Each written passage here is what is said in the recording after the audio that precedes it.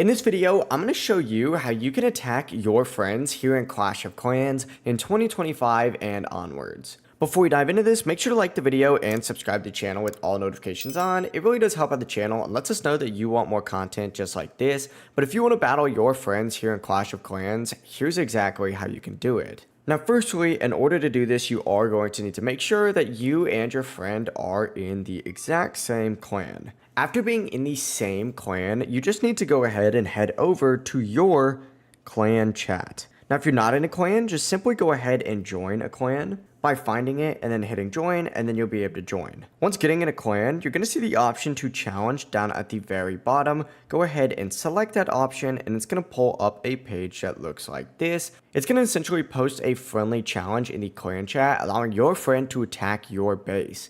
Now, if you want to go head to head, have that exact same friend do the exact same thing. And then you can attack their village too. This is a fun way to compete and see who built the stronger base. If this video did help you out, don't forget to like the video and subscribe to the channel with all notifications on. It really does help out the channel and we'd greatly appreciate it. Have a great day. Peace.